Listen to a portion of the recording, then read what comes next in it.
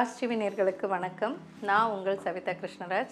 இன்றைக்கி நம்ம பண்ண போகிறது குக்கும்பர் சாலட். அதுக்கு தேவையான பொருட்கள்: வேர்க்கடலை, சில்லி ஃப்ளேக்ஸ், ஆனியன், எள்ளு, salt, cucumber sauce, oil, honey. So இப்போ எப்படி செய்கிறதுன்னு நம்ம பார்க்கலாம். முதல்ல குக்கும்பரை நம்ம கட் பண்ணிக்கலாம்.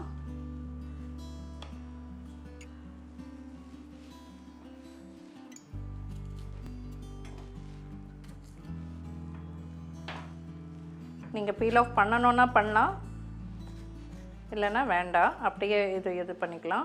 ஸோ குக்கும்பர் நம்மளுக்கு ஹெல்த்துக்கு ரொம்ப நல்லது. எல்லோரும் குக்கும்பர் சாலட் நீங்கள் சாப்பிட்டிருப்பீங்க, பட் அதில் லெமன், சால்ட் அந்த மாதிரி போட்டு தான் நீங்கள் சாப்பிட்டிருப்பீங்க. இது கொஞ்சம் டிஃப்ரெண்ட்டாக இருக்கும்.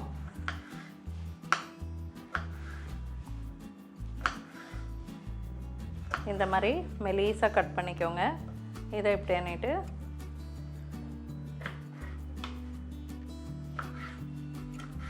இது மாதிரி ஸ்ட்ரைப்பாக கட் பண்ணிக்கோங்க. இதை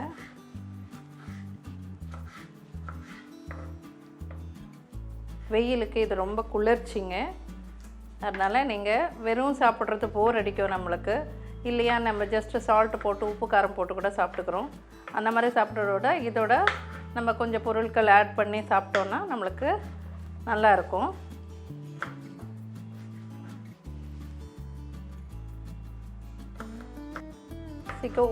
ஒரு சாலடுக்கு ஒரு ஷேப்பில் கட் பண்ணிக்கலாமா. இதை ஸ்கொயராகவும் கட் பண்ணிக்கலாம். ஆனால் இந்த சாலடுக்கு இந்த மாதிரி கட் பண்ணோன்னா நல்லாயிருக்கும் சாப்பிட்றதுக்கு. இந்த மாதிரி ஸ்ட்ரைப்பாக கட் பண்ணிக்கோங்க மெலிசாக.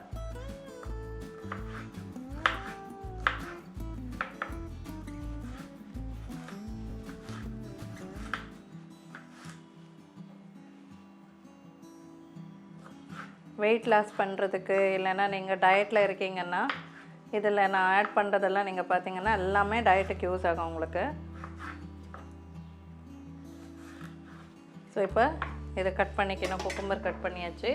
இப்போ ஒரு பவுலில் எடுத்துகிட்டு இந்த குக்கும்பர் கட் பண்ணது நம்ம இதில் போட்டுக்கலாம்.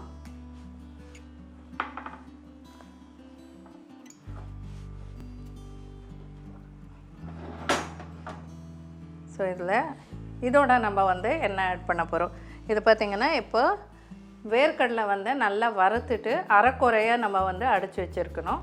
ஸோ அதை நம்ம இதில் ஆட் பண்ணிக்கலாம். ஸோ வேர்க்கடலை ப்ரோட்டீன் இருக்குது இதில், அதனால் இது உடம்புக்கு நல்லதுங்க. நல்லாவும் இருக்கும், டேஸ்ட்டாக இருக்கும் நம்ம சாப்பிடும்போது க்ரன்ச்சியாக.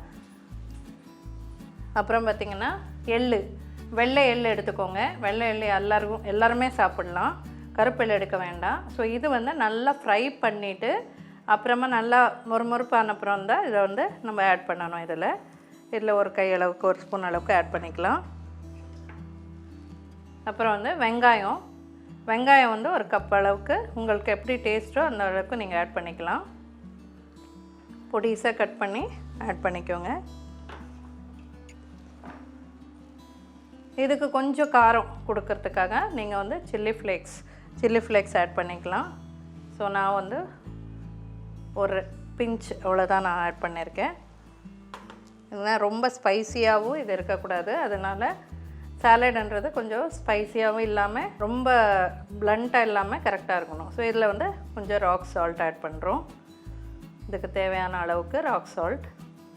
இதுக்கு தேவையான அளவுக்கு கொஞ்சம் ஹனி ஒரு 3 ஸ்பூன் போட்டுக்கலாம்.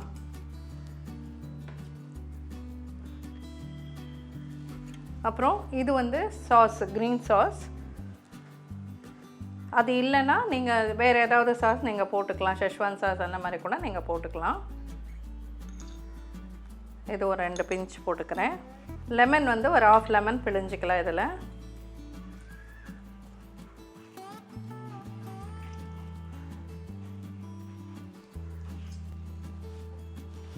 ஃபைனலாக இங்கே ஆலிவ் ஆயில் இருக்குன்னா ஆலிவ் ஆயில் ஆட் பண்ணிக்கலாம். நான் இன்றைக்கி கிரவுண்ட்நட் ஆயில் ஆட் பண்ணுறேன்.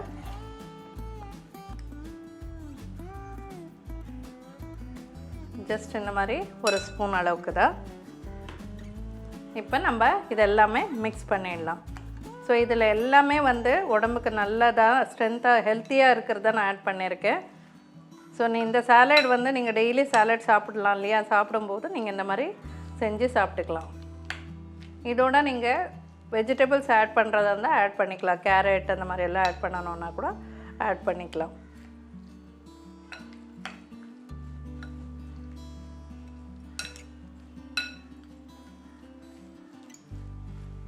இதை நல்லா மிக்ஸ் பண்ணிடலாம்.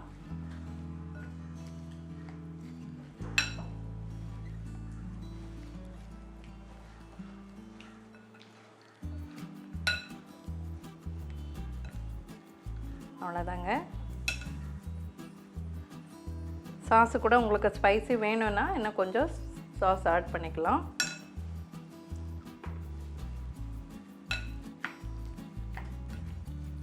நல்லா ப்ரெஸ் பண்ணிவிட்டு நல்லா கலக்கிடுங்க. அப்போ எல்லாமே மிக்ஸ் ஆகும்.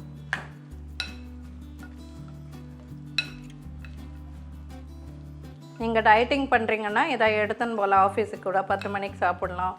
இல்லை வந்து நைட்டு டின்னருக்கு வந்து லைட்டாக சாப்பிட்ணும் போது இந்த மாதிரி எல்லாம் இந்த வெயிலுக்கு சாப்பிட்டிங்கன்னா ரொம்ப நல்லாயிருக்கும்.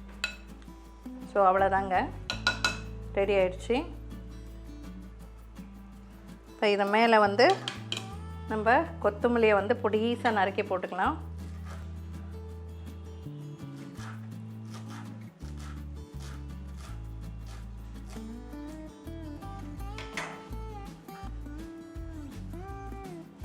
ஸோ குக்கும்பர் சாலட் ரெடி ஆகிடுச்சிங்க. நீங்களும் இதே மாதிரி ட்ரை பண்ணி பாருங்கள். நாளைக்கு இன்னொரு டிஷ்ஷோடு உங்களை சந்திக்கிறேன். நன்றி, வணக்கம்.